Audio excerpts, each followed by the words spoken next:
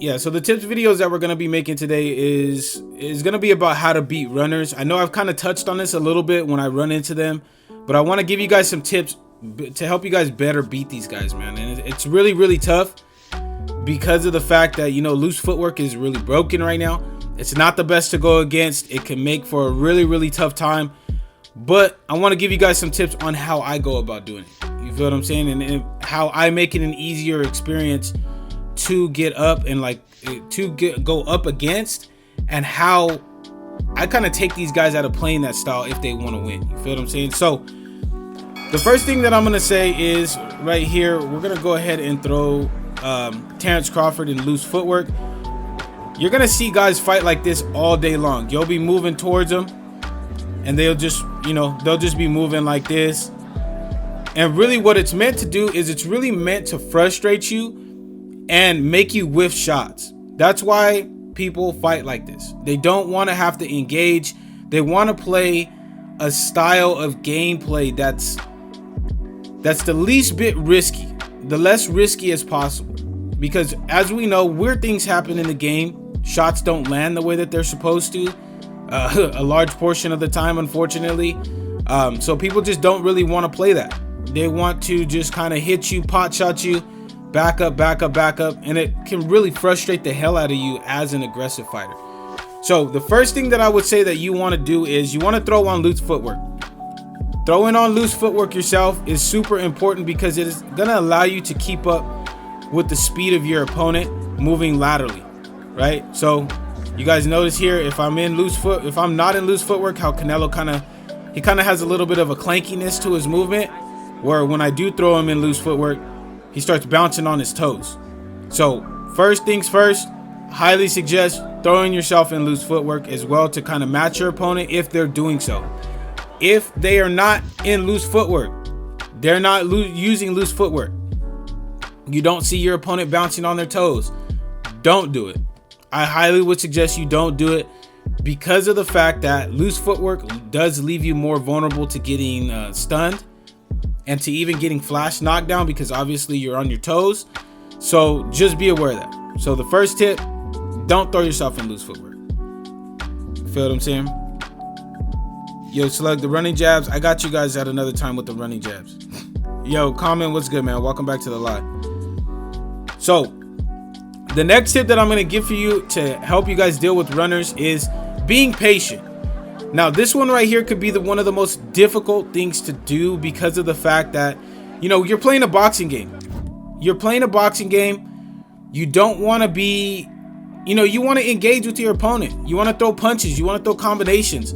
And deservedly so. That's a large piece of boxing is, you know, punching, timing, combinations and stuff like that. That is very much should be a very realistic style in boxing. But unfortunately right now, with loose footwork being busted and the inability to be able to cut off the ring a large portion of the time, it kind of makes that play style and kind of makes the whole boxing experience not the best. So you need to stay patient when fighting these guys. Switch your mindset when you see somebody running and you feel like they're going to run. Switch it into a point fighting mindset. The point fighting mindset works beautifully against runners, because it's going to allow you to pick your shots more wisely, to understand what shots you're landing, and also, you know, kind of better dictate the fight and better pace out the fight to a play style that you want to play in. So what I do is, whenever I see an opponent that wants to back up and they're running, you know, they're just kind of moving, they don't really want to do anything, is I start to play off at a distance and I start to pop off my feints. I'll kind of hit a back step. I'll kind of get a feel for what is going to work and try to mix in my timing. So that way, you know, they'll move. It'll be mainly to try to move them in a direction. So most opponents are not just going to stand here like this. They'll be moving side to side laterally, right? They'll be moving like this.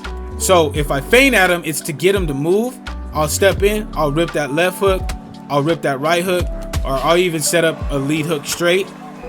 So that's how you want to utilize patience to really manipulate your opponent into doing something. Because if they're not wanting to throw an exchange with you, then you can start to utilize that against them sometimes with patience. and that if you're mixing in those feints and you see them moving in a certain direction, then you know every single time you feint,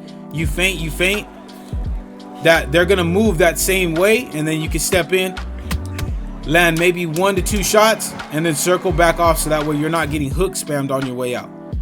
You feel what I'm saying? So patience is a very, very big factor in beating hook spammers in the game, man. Or not hook spammers, but beating guys that want to run, as well as hook spammers in the game. So the next tip that I have for you guys in beating runners is going to be something that I just touched on with the patience, and it ties in, is utilizing your feints. I don't see this nearly enough in the community. I realize it's a hard input for people to get used to, because it's on the D-pad. But if you're able to learn to utilize these, especially against runners, they can be very beneficial because they mix up your timing, right? So for those of you guys that don't know how to feint, you're gonna hit left on your D-pad and input any punch, and these are gonna be the feint animations that are gonna come out, right? They're quick. They're really kind of janky, to be honest, but you know, they work for what they're supposed to work for. So you guys see, utilizing feints is gonna mix up your timing. It's gonna allow you to throw and back up if your opponent's looking to counter you after, you know, a large portion of the fight isn't going their way, and it's really gonna set you up for success. It really, really is. So utilizing the jab feint specifically, because a lot of people, you know, when they see runners, they tend to want to go down to the body. So the jab feints to the body, and then actually mixing in a body jab, can be very, very useful, as well as the feints up top, the lead hook up top, the pullback, and you know, the double hook and stuff like that can be very, very useful. So utilizing feints against runners, very, very important, because it's going to mix up your timing and kind of just keep your opponent even that much more off balance, and really that much more afraid of throwing a strike against you than they already are, because they're running. You feel what I'm saying? So the next and last tip that I'm gonna have for you guys in how to beat runners is going to be learning what your opponent is trying to do offensively. Now, this is kind of counterintuitive a little bit, because of the fact that, you know, they are running, but a large portion of the time, runners, in order to win fights, if they're high level runners, they will have tendencies on when they like to throw punches. So what I mean by that is, they'll back, like sometimes this is what I see a lot of runners doing. When you get them in the corner and you close that distance, they like to do this right here. You feel what I'm saying? They like to throw, whenever they get trapped in the corner, they like to throw circling off hooks. Some guys will throw this right here. They'll circle off and start throwing this and ripping up top and start weaving and stuff like that.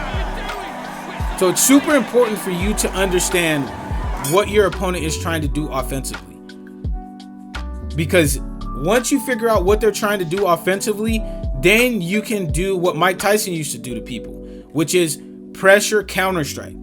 So what do I mean by that? Pressure counter striking is, if you know your opponent is gonna go off this way, you can kind of just play a little bit, you know, walk in, back step, let them rip that hook off, rip a solid power hook. Because the one thing that is going to happen is when they start landing to the body like that, which primarily a lot of people start with, or they start with the rear hook, they're going to whiff, and then when they whiff, you can punish them, and after punishing them a couple of times, they'll kind of get the hang of like, hey, you know what, this dude has the reading on my timing, I probably need to switch it up. And then they'll go to something else. Not saying that they won't get back to that, but they will go to something else. It'll force them to start to change up their game plan, because if they don't, then they're just gonna keep getting smacked with heavy hooks. And if that's what they want to do, then that's what they want to do. But you want to really pay attention to what opponents are doing, because then again, some guys will come back into the corner right here, right? You press them, they circle off, and then they instantly start to do this right here. Bam, bam, bam, bam. They start hitting you with body jabs, right? That's annoying. It's an annoying fucking play style to have to deal with. But you can also make a read on that, right? So if you notice your opponent starting to do that, you backstep. You can either rip a hook up top, because that'll counter that jab on missed animation. You can rip a power uppercut. I would highly suggest you circling or moving in that direction to throw the uppercut.